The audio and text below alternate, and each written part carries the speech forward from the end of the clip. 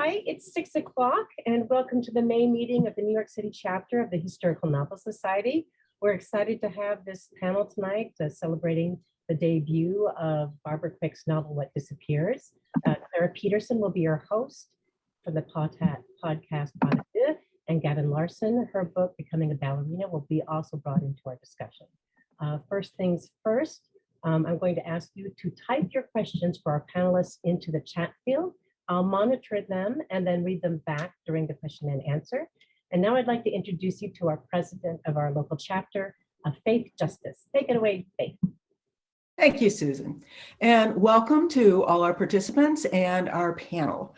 We're excited. This is a new topic for us, and we're very happy to give you an opportunity to speak with our membership about this really interesting topic. Just a couple minutes I want to take to talk a little bit about who we are. The Historical Novel Society New York City chapter is an all-volunteer army. We have, if you join on our mailing list, there's no dues required. But we do have a steering committee of a lot of very dynamic people who work very hard to put on these programs for us. They, collect information on the kinds of programs that our members would like to see, source for us, and they make these programs happen. Oops, I'm getting an echo, Susan. Is anybody else getting an echo? I'm figuring that out. Okay. All right. We have had a couple technical problems this year. We've been doing very, very well with the Zoom programs for 2 years. But at the beginning of this year, we ended up with a couple technical problems dealing with our mailing list. And so we had a couple meetings early on, realized that about a quarter of our mailing list was not receiving any information about this. And we've been digging into it. So we took a month or two off before bringing this back up. We are still working on that. We think we've got it fixed. So people who join us through our mailing list, through registering for these programs or going to our website, you should be getting notification of our upcoming events. Our next meeting will be in June. We expect it to be really interesting. It's going to be about putting historical myth in the context of history. Oh my gosh, they're taking a tree down right outside of my house. So I'm gonna make this really short so that you guys won't be, have to put up with this. So you will be receiving information about that through our mailing list. A couple other things, the Historical Novel Society North America is having a one-day conference, July 23rd, calling the Taste of HNS NA. You can go to their website, hns-conference.com, get on their mailing list, and they will send you information about that. So we're taking a couple months off. We will not be doing anything in July because our North America group will be doing that. There will also be the International HNS Conference in September, which will be in the UK. So we will not be doing something that month likely either. But you can get information about both of those programs. HNS International is at hns-events.com. So with that, I'm going to turn it over to Clara and have a lovely program, ladies. Hi, everybody. Thank you so much to both of you, Susan and Faith. We're so excited to be here today. We've been prepping for a little while and really looking forward to this day finally coming. So thank you so much to everyone who's here joining us. Both Gavin Larsen and I will be posing questions and diving into a discussion with novelist and poet Barbara Quick about her new novel, What Disappears, which just was published today, so that's exciting.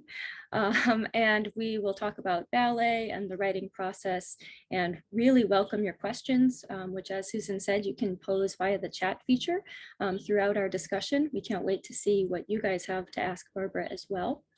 And by way of introduction, I'll go ahead and present a bio about Barbara as well as about Gavin, and then I'll give a synopsis of the novel so that we're all on the same page before starting our discussion. And I think that Susan will also be posting links so you can purchase the novel if you'd like to read the whole thing. Okay, so to begin, novelist and poet Barbara Quick is best known as the author of the 2007 historical novel society favorite, Vivaldi's Virgins, a novel that has been translated into a dozen languages, made into an audiobook, and is currently in development as a mini-series. Barbara is also the winner of the Discover Great New Writers Prize for her first novel, Northern Edge, and she was awarded the 2020 Blue Light Press Poetry Prize for her debut chapbook, The Light on Sifnos. Barbara's fourth novel, What Disappears, has been over a decade in the making, which we will definitely talk about, and was launched by Regal House today, May 17th. As I said, congratulations again, Barbara. Thank you, Clara. Thank you so much. In addition, 5 of Barbara's poems were recorded by Garrison Keillor and featured on the Writer's Almanac last year. She has been a frequent guest on Grace Cavalieri's program from the Library of Congress, The Poet and the Poem, which has featured both her poetry and her novels. One of her poems has just been published as a full-page spread in the May 2022 issue of Scientific American, while her 2010 novel from Harper Teen, A Golden Web, continues to intrigue and attract historical fiction fans. A trained dancer and avid organic gardener, Barbara is based on a small farm and vineyard in the California wine country with her husband, Wayne Roden, who is a vigneron and a longtime violist with the San Francisco Symphony. You can learn more about Barbara at any time at barbaraquick.com. Thank you, Clara. Yeah, thank you. And to give you some more background on Gavin, Gavin Larsen is a writer, teacher, and former professional ballet dancer. Born and raised in New York City, Gavin received her professional dance training at the School of American Ballet, the Pacific Northwest Ballet School, and the New York School of Ballet. Over the course of her 18-year professional career, she was a member of Pacific Northwest Ballet, Alberta Ballet, the Suzanne Farrell Ballet, and Oregon Ballet Theater, dancing prominent roles in ballets by George Balanchine, Jerome Robbins, Anthony Tudor, James Kudelka, Christopher Wheeldon, and Paul Taylor, as well as the major classical works and numerous original contemporary pieces. Gavin retired from full-time performing in 2010 to focus on teaching, coaching, and writing about dance while continuing to pursue unique artistic opportunities. She has taught and coached widely across the country and even been a guest teacher for schools in Japan and Canada. In 2010, Gavin was a founding member of Incorporamento, a collaborative trio combining dance, poetry, and music, which produced several performances to critical acclaim. Gavin has been a regular contributor for Point, Dance Teacher, and Dance Spirit magazines, and her essay, Why I Dance, was published in Dance Magazine in 2009. Her writing has appeared in Dance USA's online journal, In the Green Room, in Oregon Arts Watch, The Dancing Times, and Artslandia, as well as in literary journals, including the Threepenny Review, Page and Spine, Sunlight Press, Kaiso Flash, and the Maine Review. In 2015, Gavin was honored with a fellowship to the Helene Wurlitzer Foundation in New Mexico to pursue her work as a writer. Her first book is Being a Ballerina, The Power and Perfection of the Dancing Life. She lives in Asheville, North Carolina. So you can see we're in great company with 2 writers and dancers/writers, and you'll see why that's relevant in a moment as I read you a synopsis of the novel. What Disappears is a multi-generational tale that begins in Tsarist Russia in the late 19th century and ends in Paris with the start of the First World War. One of 2 identical twins born to a Jewish family in dire political and financial straits, Zaneta, who you'll hear us refer to by her French name, Jeanette, throughout this program, is spirited out of an orphanage by a Catholic family from France. The other twin, Sonia, raised to believe her sister died at birth, has her life upended by the 1903 pogrom in Kishinev.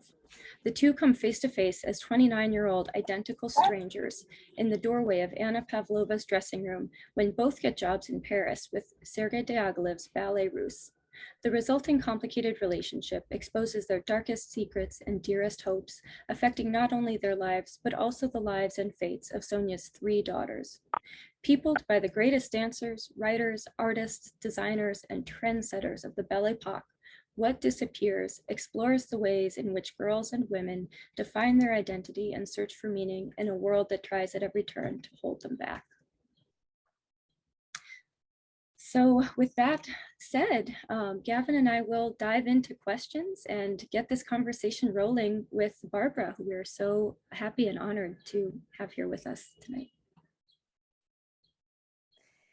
I wanted to jump in and say thank you for that beautiful introduction, Clara, and offer my official congratulations, Barbara, on publication day. Thank you so much. Yeah, you and I first became acquainted about a year ago when my book was first published. It was almost exactly a year ago, and have become, I don't know, I feel like maybe we were long lost twins through the process of getting to know each other over this year as both dancers and writers. And I wanted to start by asking about the process of creating What Disappears. You mentioned a minute ago that publication day sort of feels like giving birth to a baby, and I can relate to that because I remember that feeling so well, feeling like I'd, spent so much time, cooking this thing, and finally it's out in the world and you just got to watch it start to learn how to walk. And so your novel, What Disappears, had quite a long pregnancy, I would say. You shared with us that it was many, many years in the making. And I'd love it if you could tell us a little bit about how the project came together, an overview of how the novel came together over the years.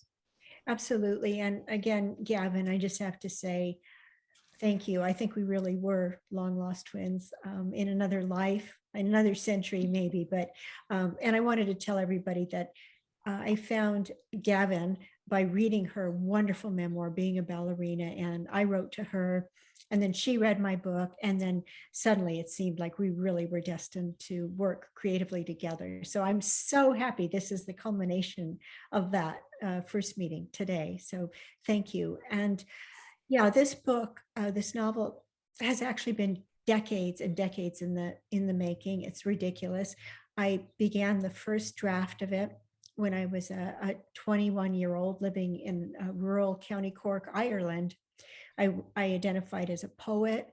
I had never tried to write an extended piece of prose fiction before, but I wanted to spin together some of the stories that my grandmother, my beloved maternal grandmother, Nana, had told me. She wasn't someone who talked a lot about herself or her life, but I was so curious. The little bits she told me about her life in Kishinev in Tsarist Russia, in a family of tailors, just fascinated me. And I would ask her a question, Nana, what was it like in Kishinev? And she would say, who remembers? That was how she always started, very gruffly, but little by little, I got her to tell me more details about what it was like there, what it looked like, it sounded like, it smelled like, and about the tremendous political turmoil she was growing up in at that time as part of a Jewish family. So, I just saw somebody wonderful. I just saw the writer working on the Vivaldi's Virgins miniseries, Agatha. What a joy. Hi. So anyway, I was writing and beginning these stories from Russia, stories my grandmother had told me. I got about 100 pages done. I didn't write a whole novel at all. Came back to the United States and then really began my career as a novelist. And it took me a while, but I produced three novels. And then I wanted to come back to the Ballet Russe and my grandmother's stories. Actually, I sort of discovered the Ballet Russe, and I was trying to solve a mystery from one of the stories my grandma told me, my Nana told me, about how her mother, a modest seamstress, a Jewish dressmaker, would take the train twice a year to Paris. I couldn't figure out how that could be, that she would go to the expense, that she would, be courageous enough to do this without her husband, all alone. I thought there must have been a reason, an emotional reason. What could be a big enough reason to make somebody take that kind of risk? And then it came to me, and the story of this novel came to me, connecting those original stories of my great-grandmother in Kishinev and the Ballet Russe in Paris. They all came together eventually into this novel. It took me 10 years and many drafts and much help from my wonderful publisher, Janie Royal at Regal House. But I think we've done it. And I'm very excited about this story and about sharing it with the world. That's wonderful. I think, Gavin and I were thinking it's so interesting that this is rooted in your personal history. And I love how you had to really dig to get information out of your grandmother, that it wasn't all that forthcoming. So it sounds like she might not have been your primary historical source. And of course, we'd love to ask you just about how you really dove in and looked at so many different historical periods and historical worlds, what the research process looked like, and how you discovered what it looked like, smelled like, felt like to be in those time periods, in those worlds, because you describe it so vividly in the novel. Thank you, Clara. I did a tremendous amount of research. I did years and years everywhere I could, in libraries, on the internet, mostly people's personal memoirs from the time, contemporaneous memoirs, because I wanted to get it right. I didn't read any novels that were set in either of those times or either of those countries. I wanted primary sources that would allow me to spin my fictional world out of them so it would be accurate, even to the point of reading memoirs of people who actually lived at the time and quotations of their wonderful conversations. And I speak several languages, so this was really an advantage, getting the advantage of knowing how some Russian would sound in French and being able to transform that into English, into that accent for, the English reading audience, but to try to preserve the authenticity of everyone's voice, whether they were a native Russian speaker or a native French speaker. So I love that they were wonderful conversationalists at that time. And the conversation was very, very rich, much more so than it is today. I wanted that to imbue the novel with that phonetic richness. So I looked in every archive. I spun stories from everything I could find. And I did a whole article actually about how I did the research. It was published in Dance International magazine. There must have been, 100 volumes that I used for my research. I got a lot of them around the house now, and just did what I could to make it as authentic as I could, and to check and check and check and check. So.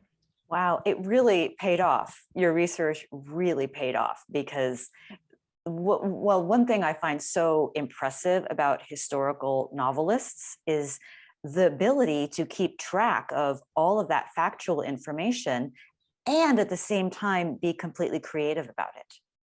And so you're being both a scientist and a sociologist at the exact same time and weaving them together. And that's what makes historical novels so, to me, so captivating and just so engrossing.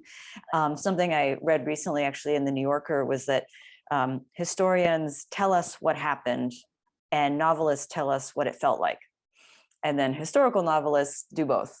And that would be you. I read that article too. I absolutely love that quote. And I'm so glad you recalled it for us, Gavin. It was, it's so true. But we all bring our special knowledge to what we write. Reading your memoir, being a ballerina, it was so rich because you brought the entire physical and spiritual experience of dance, the bodily experience, to your words. And it's just, it actually was so enriching for me and so validating for me. I read your memoirs, after I wrote my book, and then I was able to apply to you for some help. And there was just one particular dance move I was having trouble getting just right, and you helped me with that. It was wonderful. But yeah, we are trying to bring everything to the writing. Everything goes into that soup that we're making, every single thing, including all our personal stories, all our joys and fears and psychic pain. It's a little distressing in a way when it's published and you realize, oh my God, everyone is going to read that now. I just, exposed my inner guts, and everybody's going to be looking. It's really something. It's a bit scary. I mean, sometimes it makes me want to run and put my head under a pillow or something and not come out. It's a bit scary, and it's very intimate. It's a sort of intimacy you're sharing with strangers. That ties right into another thing we really want to talk to you about, is that blurred line between memoir and fiction. And you're a novelist and I'm a memoirist, but I felt like, I wrote a lot of my book in a different person's voice because I was trying to both shield myself and be completely free. And so I'd love to hear you talk a little bit about those blurred lines between memoir and fiction, because I think, in any memoir, there is maybe a fictionalized aspect to it somehow. And certainly in fiction, there's so much of yourself in it. There is so much of myself in it, but it's all it's all sublimated in the fictional characters' lives, which I have tried to embody. I mean, it's a sort of it requires a sort of controlled schizophrenia, I think, where I actually hear the other characters' voices and write down what they're saying. I know it sounds completely mad, but this was the case too, especially with Vivaldi's Virgins, and it was very much the case with this book that I became Nijinsky, I became Diaghilev, I became that cad Paul Poiret, and I became my fictional characters.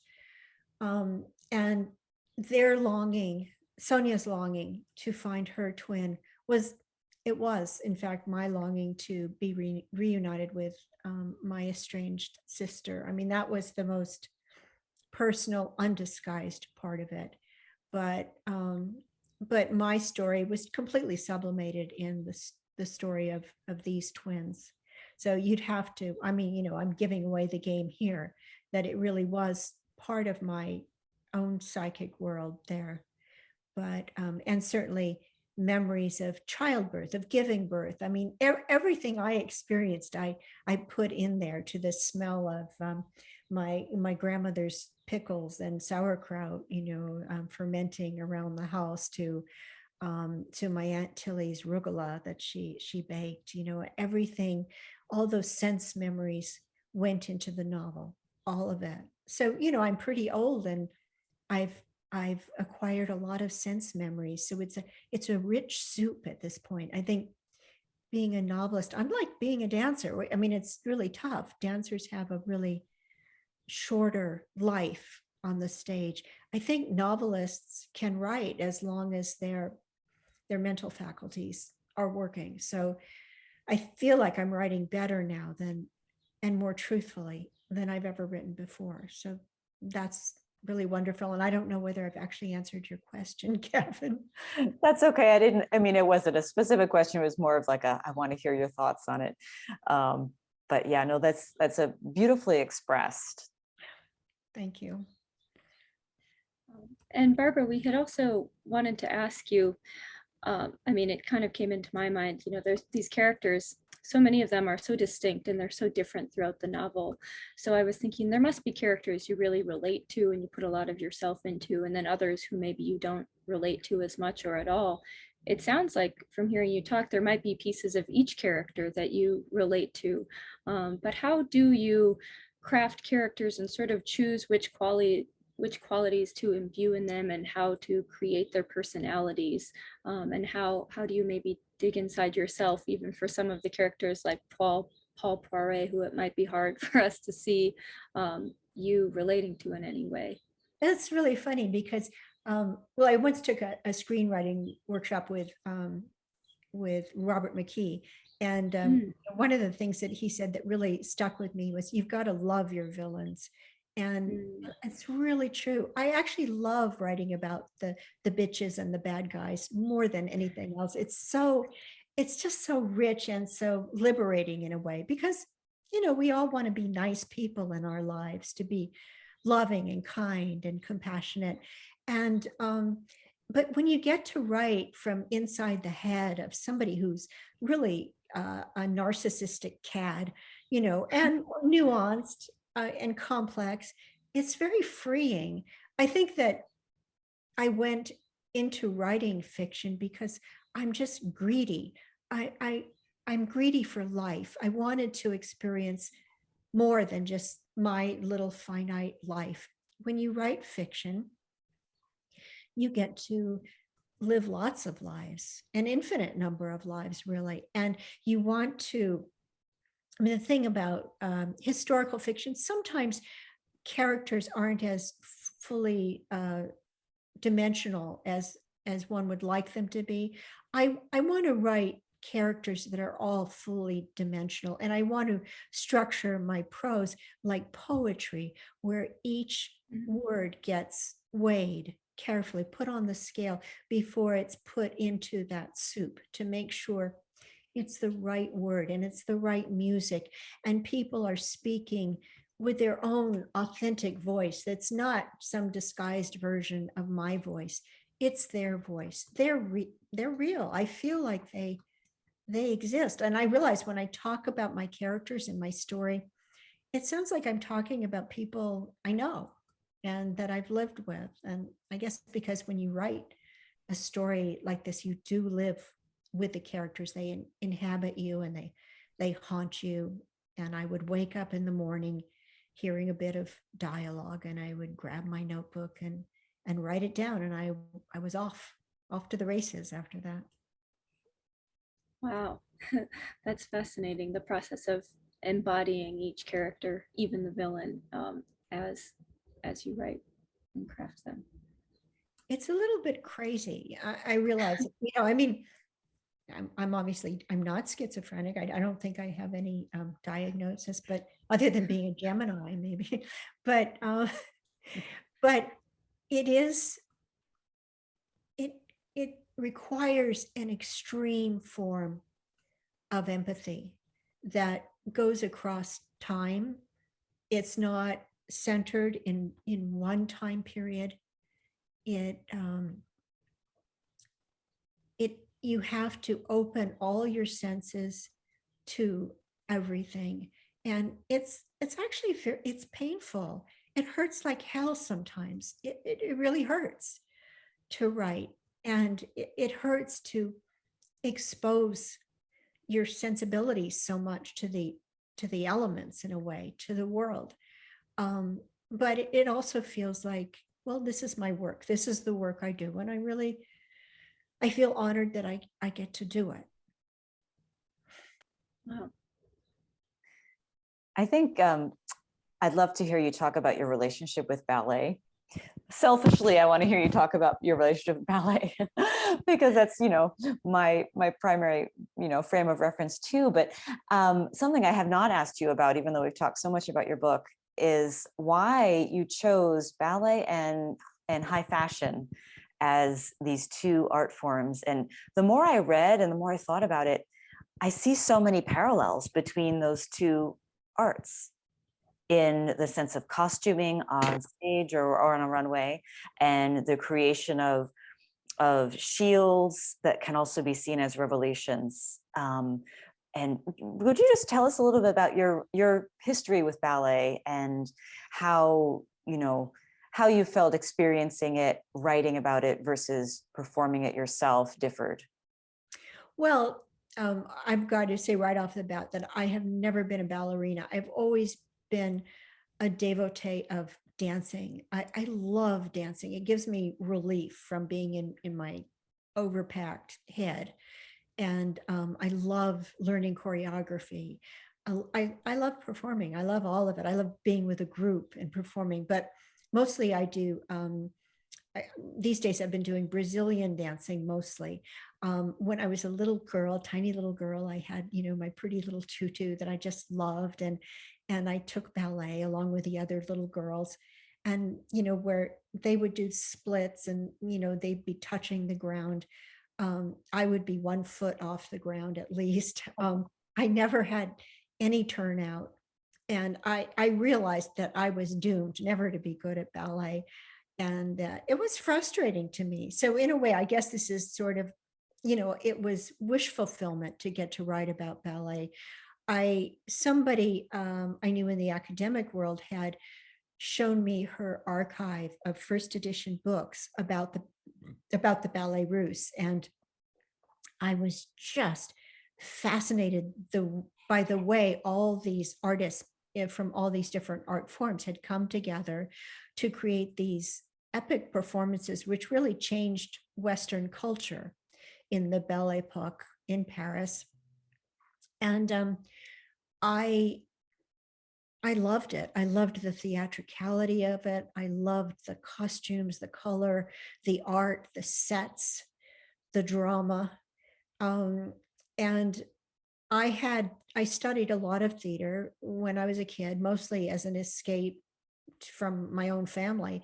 But I had a huge amount of theater training as a kid in Los Angeles, very, very good training from wonderful professionals. And I went to school with kids who were already working professionally in theater. I realized that I was never going to make it as an actress. I didn't have the voice for the stage, and I didn't have the looks for film. And so I thought, well, what can I do? I can dance, but I'm sorry, I can write. That's a funny slip. I couldn't dance. I was never a great dancer. I never was, but I'm just so enthusiastic about it. And I admire so much the dancers such as yourself.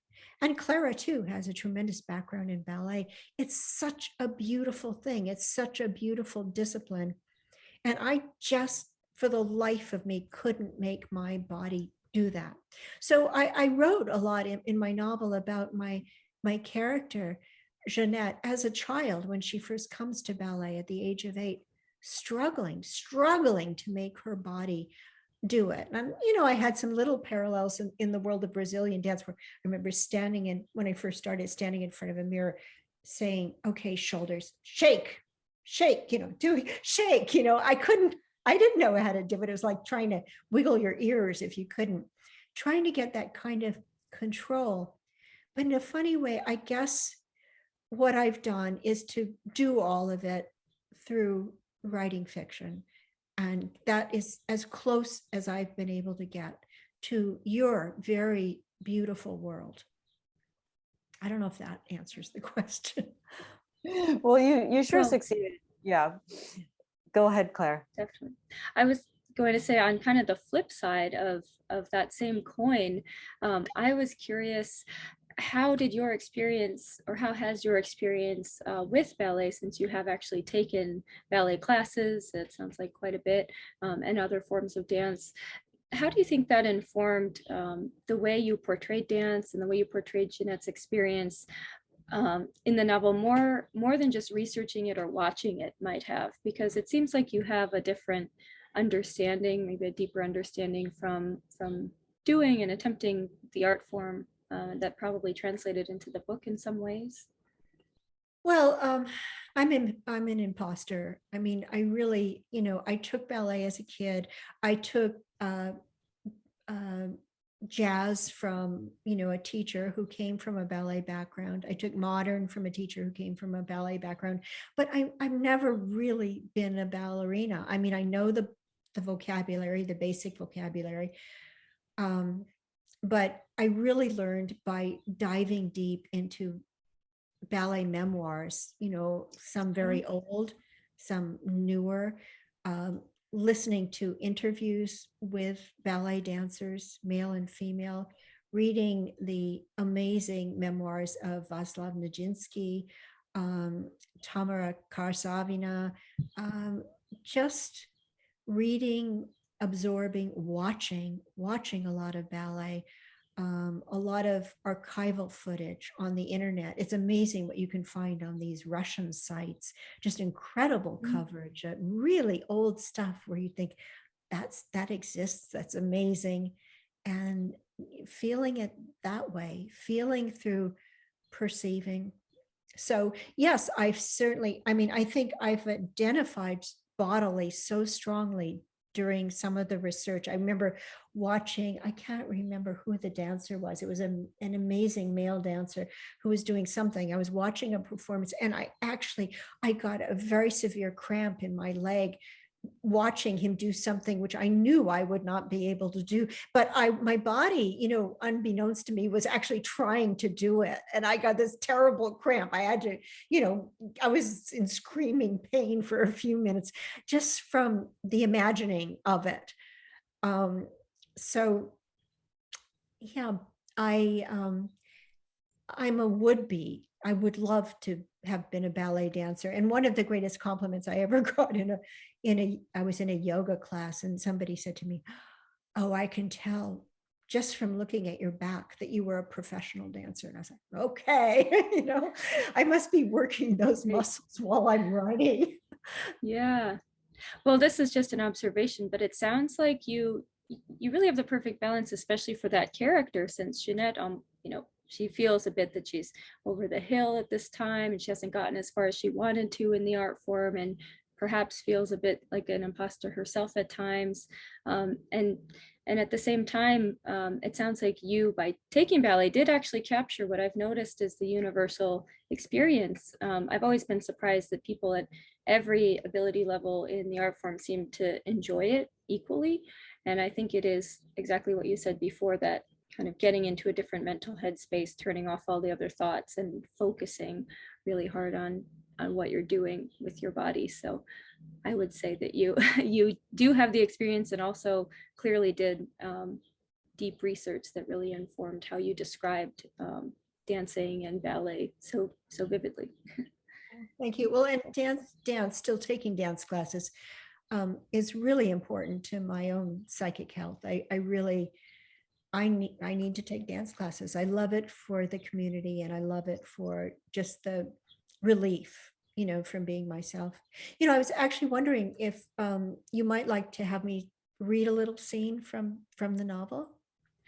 That would be wonderful. I think this is a good time for an excerpt.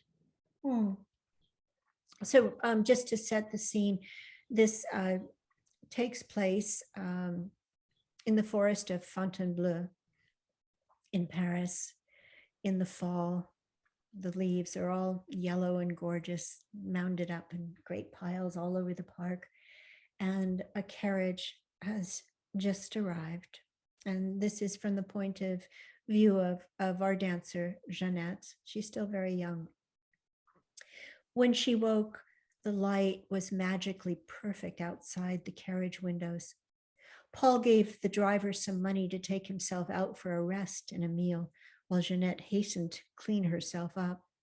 She was still only half dressed when Paul, after unloading his painting things, extended his hand to her. Looking around first to make sure they were alone, she leapt barefoot out of the carriage and did a series of passé turns on the leafy ground, ending in an arabesque allongée. Paul, who was setting up his easel, shouted, "Brava! I must paint you in that last pose. Only if you have fairies who can hold my leg in the air." Jeanette rubbed at a spot on her foot where a twig had poked her.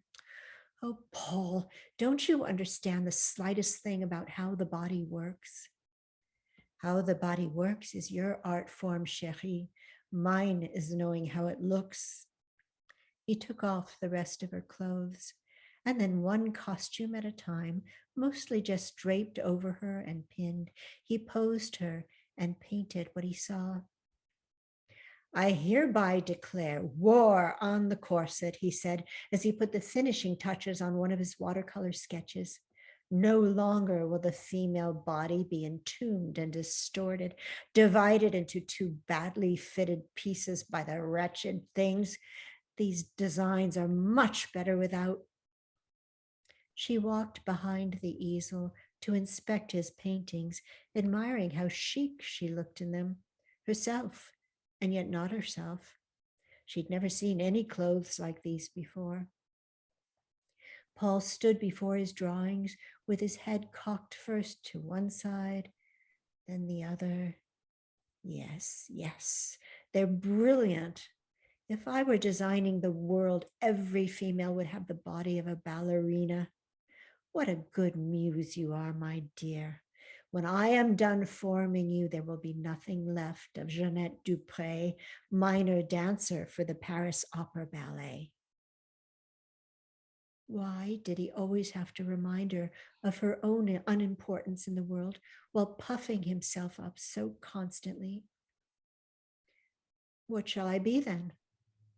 Why, people will look at you and remark, there goes Paul Poiret's mannequin.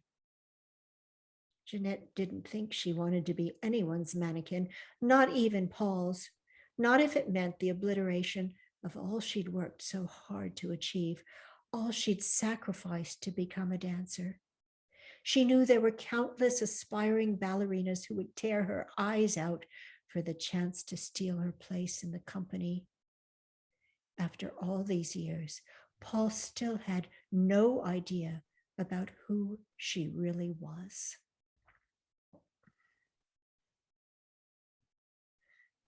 Thank you, Barbara. That's such a powerful excerpt of the novel. I think it demonstrates so many of the themes and many of the topics we wanted to dive into. So if we could turn our attention for a moment to Paul, this character of Paul Poiret, let's talk about him. He's complicated.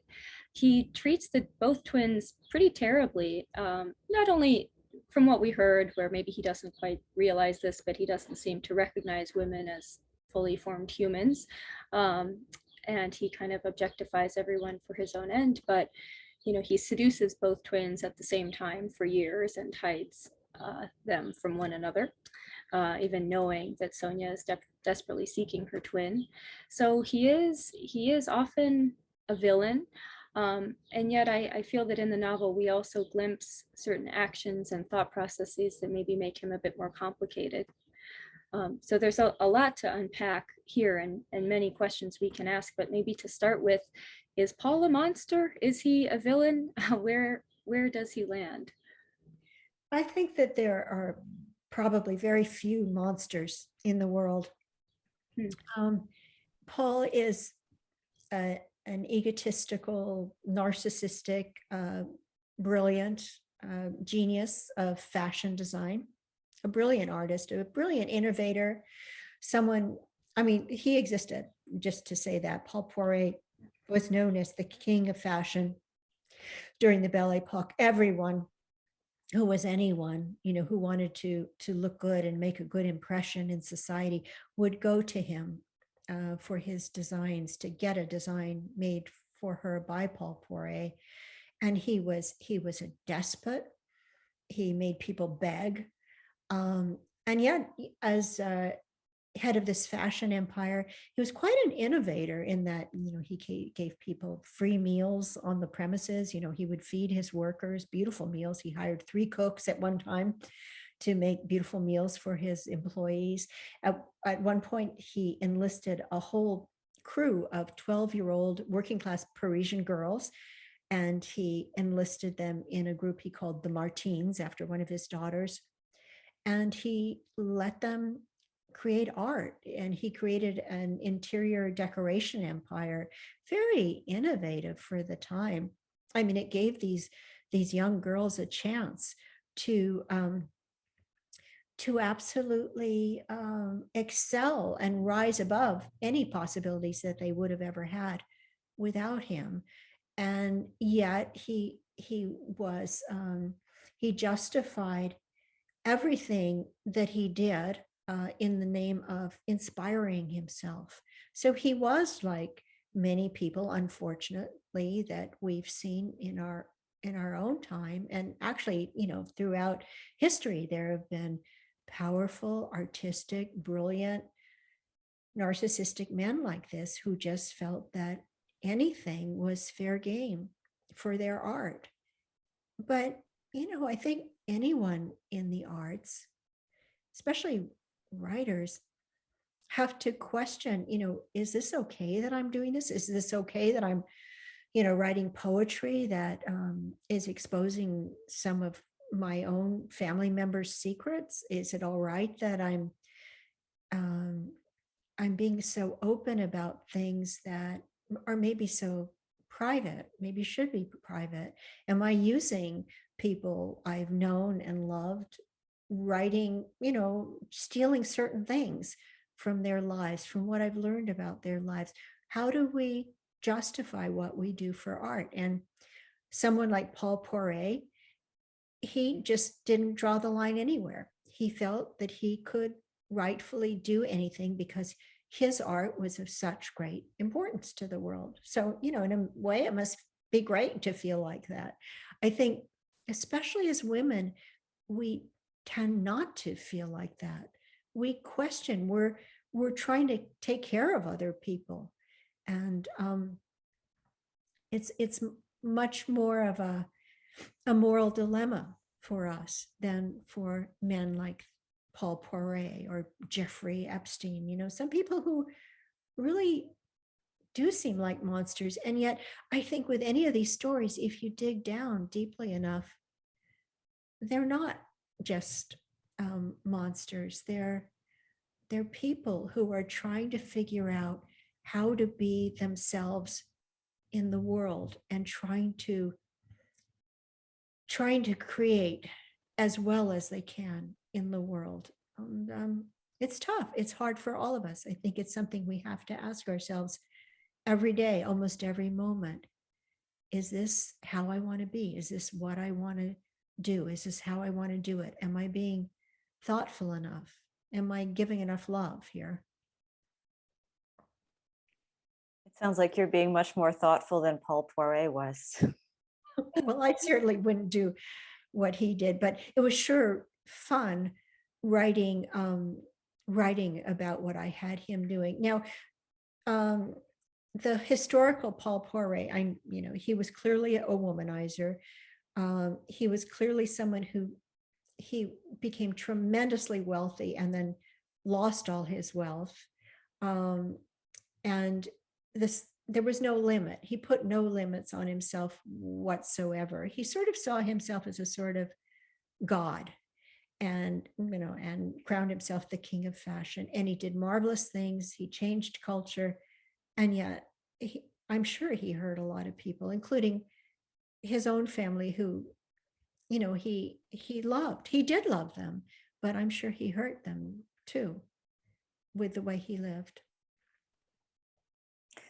Do you think that it's okay to excuse our geniuses for such things? It's such a hard one. I think we have to just always try to be clear and questioning and honest with ourselves as we do what we do. I think, if every poet, every screenwriter, every novelist asked, am I hurting anyone when I'm doing this? Am I doing more good than bad? We want to try. After all, the excuse of art is catharsis for other people. And I know as a dancer too, that's what you want to give. You want to create moments that will open people's hearts, will move them, will make them think about the most important things in their lives in that moment of witnessing the dance or reading the novel, reading the memoir. It's all about connecting emotionally with people's most authentic experiences. It's what we want when we listen to music.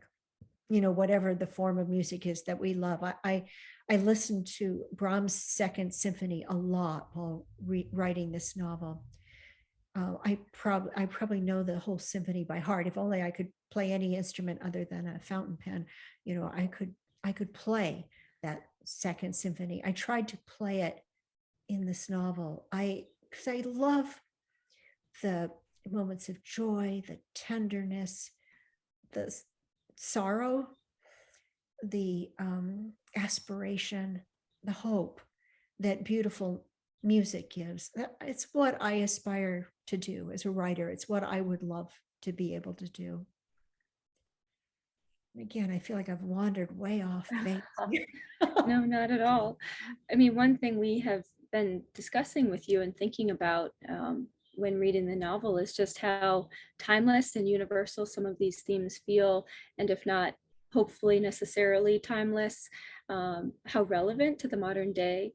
And we see a lot of these kind of feminist principles playing out, or what we would now define as feminist principles playing out on a debate stage and in public discussion in a way that presumably wasn't happening back then. So while we still face a lot of the same issues, I think time will tell whether we see that really change, or whether some of these themes that come up with a discussion of someone like Paul Poiret, and whether geniuses and artists are ultimately excused, if those continue to linger and if they are timeless topics. Yeah, I think if you scratch the surface of any genius through the ages, you're going to find some unattractive human qualities in them. I mean, if they all had to pass the test of being just fabulous people and good fathers and husbands and whatever, I don't think we'd have anything in our museums. They would be empty. It's tough. And I think that's why I think that the questioning we're doing now is very important. But I also think that the art itself, it's something very special and beautiful, and real art lasts way beyond the people who made it. So yeah, you've got to say, I've got to say that the art is the important thing. The artist is just the person who's bringing the work to the world. The artist is a kind of, a vessel, a receptor, an antenna. And then there's the art. I mean, my little life doesn't matter. I mean, it matters to my son, it matters to my husband, it matters to my friends. But in terms of what's important, you just do your best work.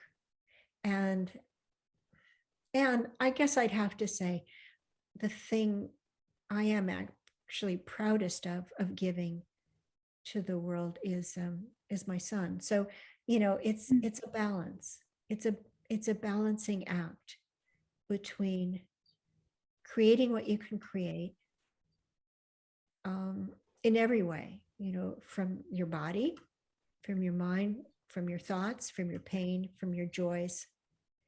And it's a kind of a religious discipline in a way. Wow.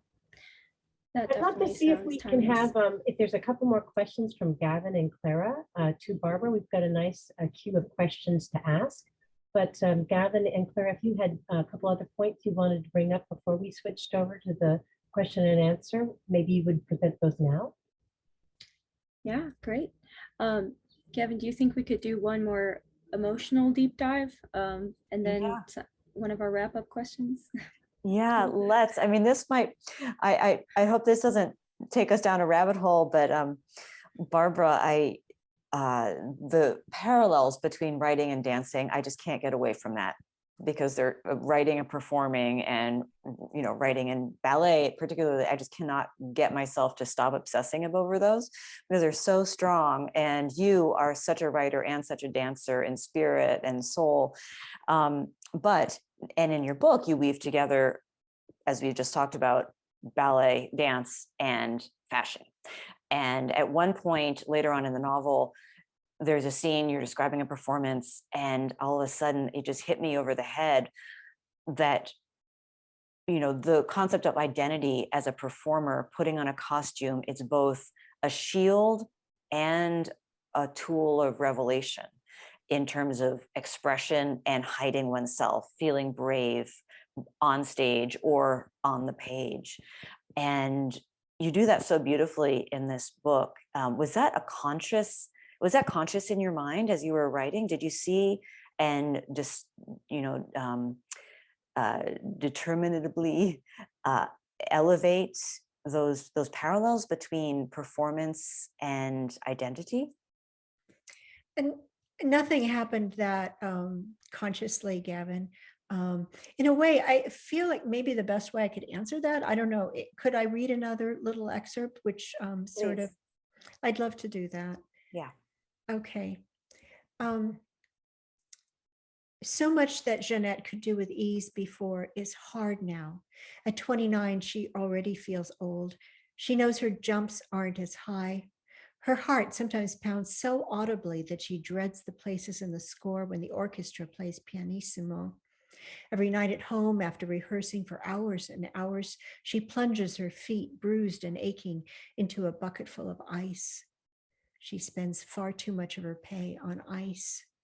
Just the night before, she was woken out of a dead sleep by a pain in her left knee so intense that it kept her awake, worrying. Is it over? Am I through? She is nearly used up as a dancer, alone in the world, without a pension, without a husband. She could have had a husband if she hadn't continued with such naivete to believe that Paul Poiret would eventually marry her, that it was Jeanette, and Jeanette alone he really loved. She finishes her hasty warm-up with a reverence, catching a last glimpse of herself in the mirror, realizing with horror that she forgot to put on her wreath of pink silk roses. Pinning it as she scurries down the metal staircase, taking the last 2 steps, 2 at a time.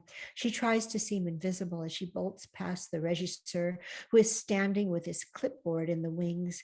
He narrows his eyes at her and growls, 10 francs, Dupré. And her rent is due. The prelude is at the second to last bar. All the other dancers are poised and ready in the twilight on stage when Jeanette runs on, lowering herself down as noiselessly as possible among the other members of the corps and the demi-soloist, all of them reclining at Nijinsky's feet, with Anna Pavlova posed adoringly on one side of him and Tamara Karsaviana on the other. Someone whispers something nasty sounding in Russian. Jeanette tries to slow her breathing in the 4 seconds left to her before the nocturne starts and the curtain rises. Barbara, I just have to say that is so relatable. It is just, it blows my mind that you never danced professionally as a ballet dancer. Your research was more than just research. You captured it. And, you did ask me to read your book initially, and you said, look for some factual, technical things. And I was looking and looking and looking and looking, and there's nothing. And all I could think of was, this is so real. The timelessness and the timelessness of the dancer's experience is right there. And any dancer who's reading that novel today would, there are a few, obviously like differences in terms of era, and we don't get fined for being late to the stage anymore, but you spend too much of your money, maybe not on ice bags because you have it from the ice machine, but too much of your money on physical therapy and on, ace bandages and kinesio tape. But it's timeless. So thank you for preserving that. Well, thank you, Gavin, because that is the ultimate validation for me. And the quote you gave me for this book was the ultimate validation for me. And I really think it must have, I don't know, maybe we're both time travelers, and I don't know, maybe we were sisters in another life. I don't know, but the ballet, the pain, the ballet glory was there. It's kind of shimmering in the ether, and I just had my butterfly net, and I'm glad I caught it, to your mind. That's such a wonderful thing. I'm honored. You did. Susan, do you want us to pose another question or two, or should we turn it over to audience questions? Well, let's get started on these questions because some really Great. good ones here. I'm going to start Awesome. with Megori's first question.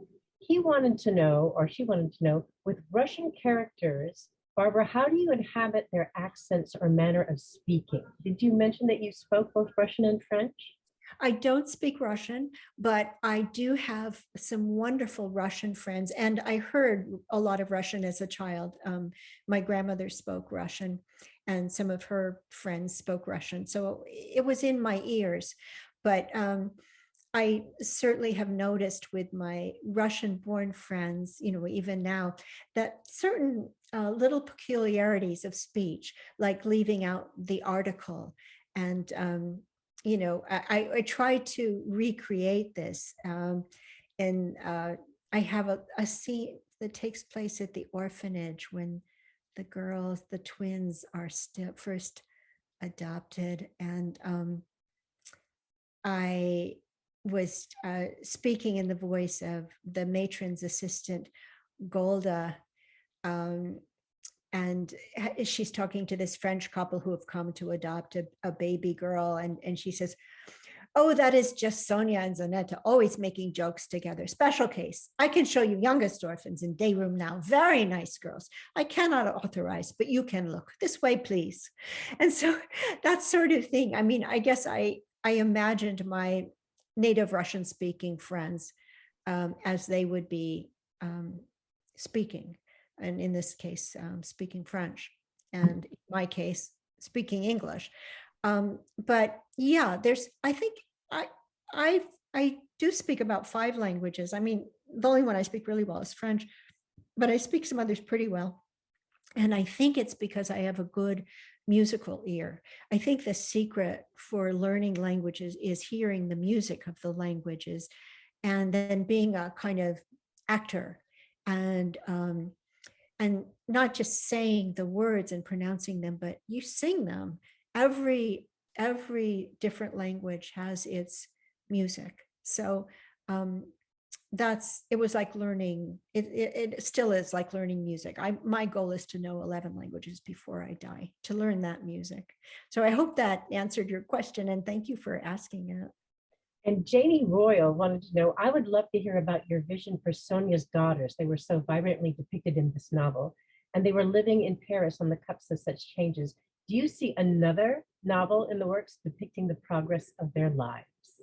Yeah, that's a great question. And Janie is my publisher for this novel. And believe me, they haunt me still, especially Olga, who is the character in whom I'm most invested. I mean, Olga is she's a precocious feminist and social activist, and has a tremendous social conscience. And part of me feels that Olga probably went on after the First World War to volunteer in Spain during the Civil War there. And I don't know, I'm kind of getting shivers as I say this, but maybe that's where the story goes.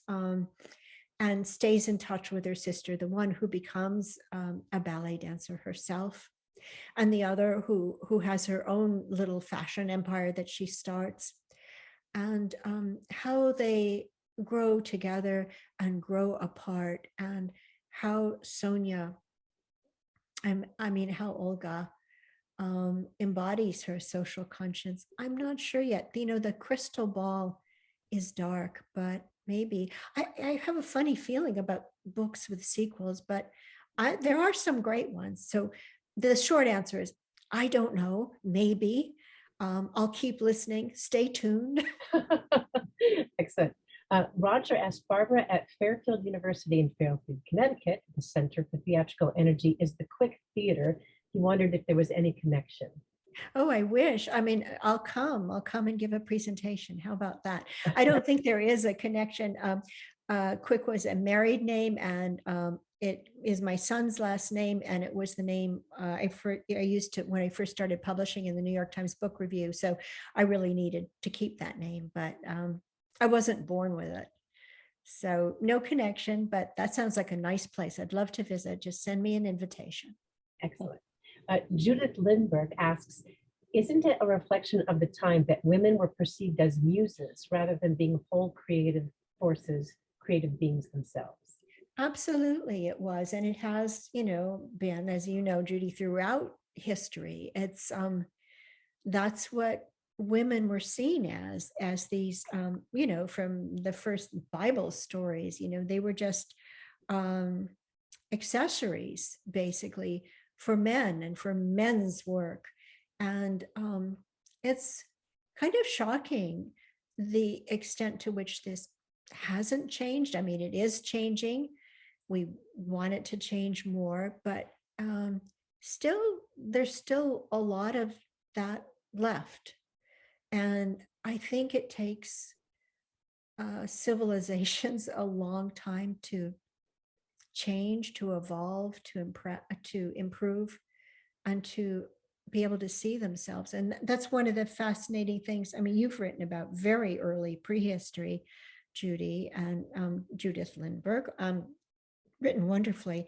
And yes, we see how that began, and it's, what enormous earthquakes had to happen for women to emerge from that crevice in which they've been put by history. And that's why it's so exciting to find someone like Anna Maria dal Violin from Vivaldi's Virgins, and bring this woman who really existed to really make her life three-dimensional again, so we can hear it and enjoy it. And Agatha, we've got to do this. We've got to have this mini series happen. I'm so excited about it, to see this character rescued from the dustbin of history and to let her live again in all her musical glory. That would be such a privilege to help make that happen. And Barbara, here's another question about the plot that you had using twins, how refreshing it is that it's female twins during this period of time, because so often it was male twins. Are there twins in your family, and how did you research them? Well, there aren't twins in my family of origin. There are twins in my husband's family, twin sisters, and I've been very interested in that phenomenon.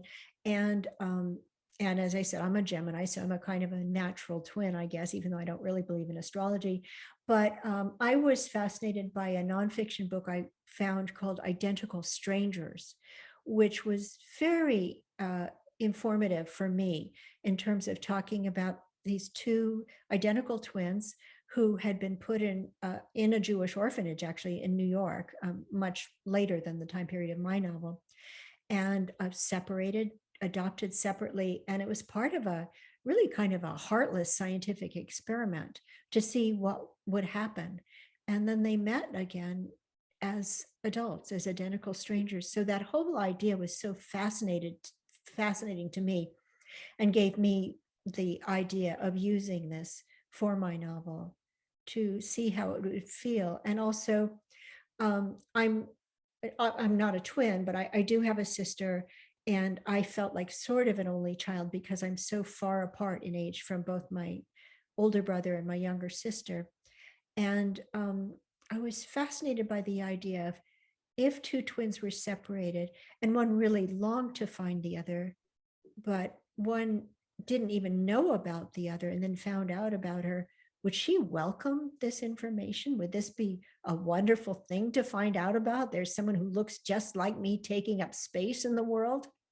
I think it could be really horrifying.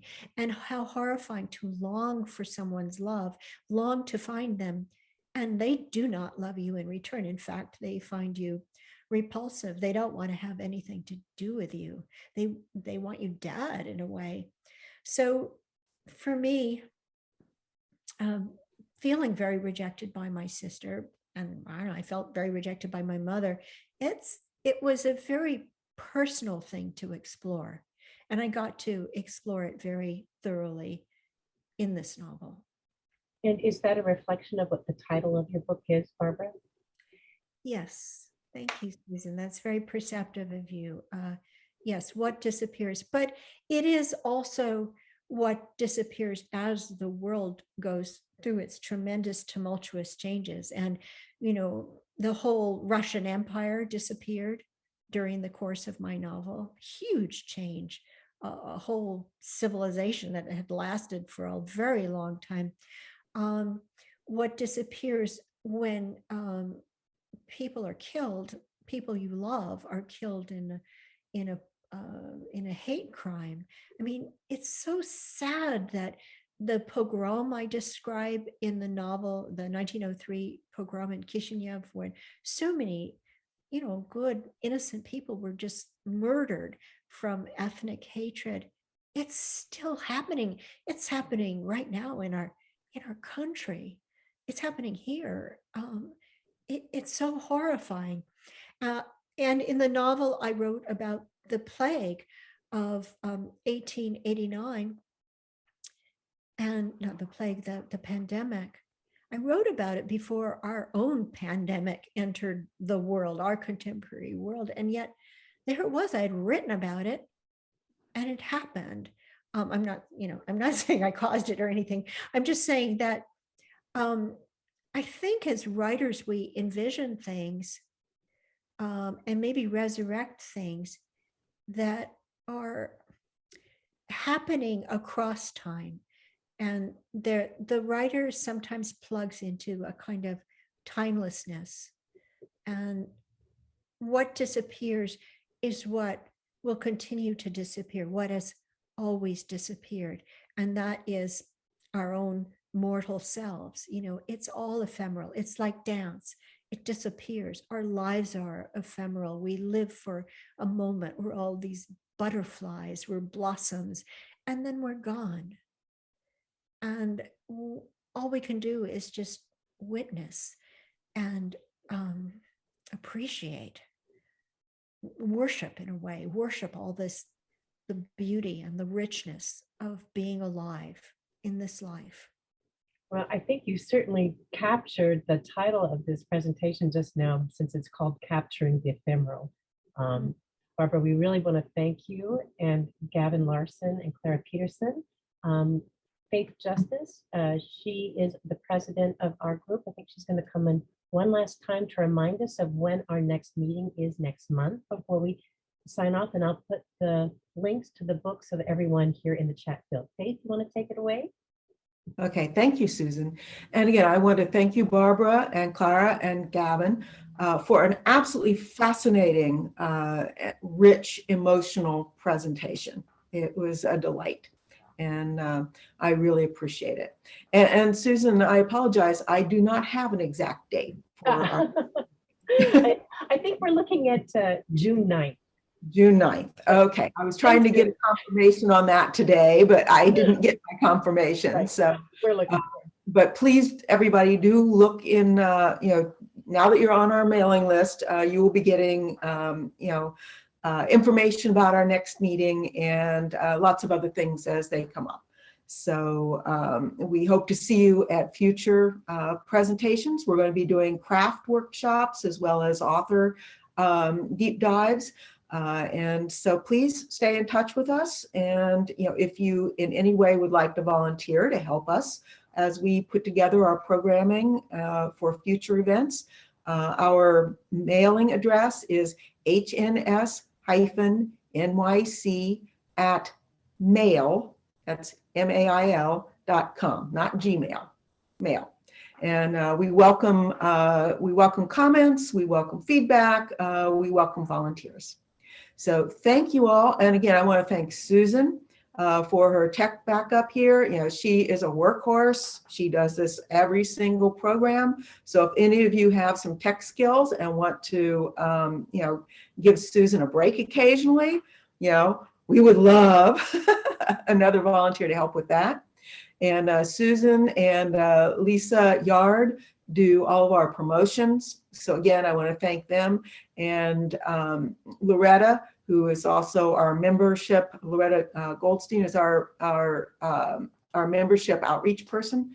So again, to all our steering committee members, thank you for all your work in making these programs happen.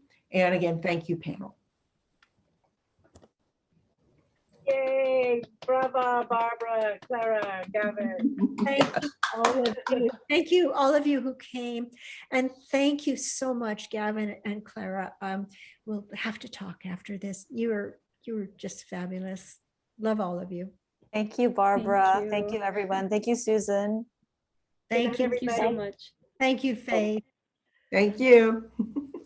Oh, Michelle. Bye, guys. Bye.